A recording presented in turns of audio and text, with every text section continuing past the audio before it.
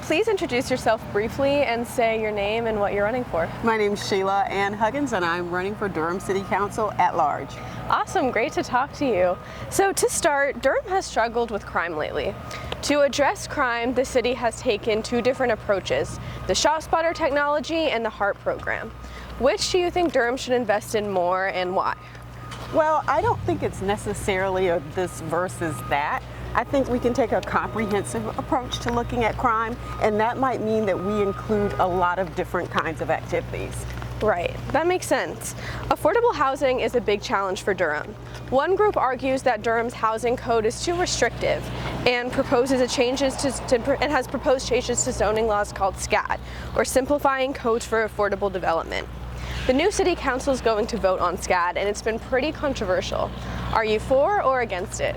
Well, I do think that there are some things in the proposal that has been approved by our planning department. I think that's a place to start, but there are definitely some concerning issues in SCAD that I think we need to take another look at.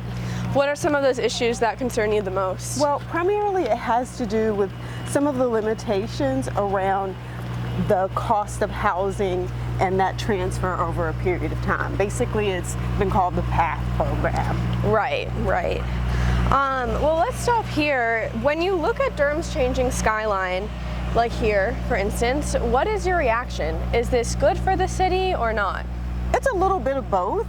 There are, of course, some people who feel very left out when they see this kind of development going on. They question, is there a place still in Durham for me? And then we can also take into account that we have new ideas and new people coming. Also, it adds to our tax base. So there's a positive and a negative there. Right. That makes a lot of sense. What is a memorable book that you read recently? Off the top of my head, I can't really think of anything.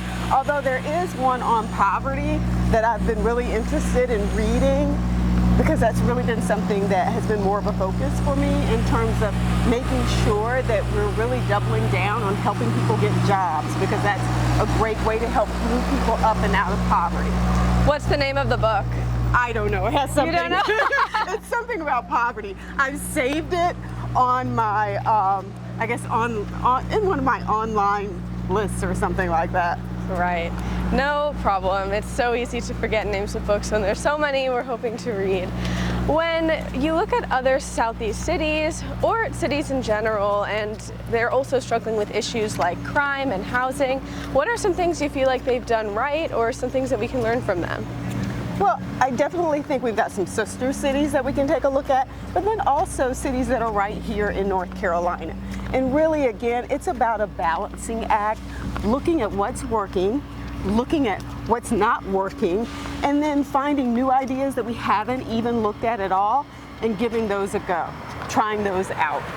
My last question is, what is the best burger joint or coffee shop in Durham? Unfortunately, I don't really eat burgers. Okay, coffee shop. And I don't really drink a whole lot of coffee. Well, I am a hot chocolate kind of person. Okay, best hot chocolate. So, yes, so Mad Hatter actually has some really good hot chocolate that I've had. And Saladelia. I think they had like a white chocolate mocha or something. Yeah, I think I did see that. Yeah. Well, thank you so much for chatting with us. It was a great conversation. Thanks.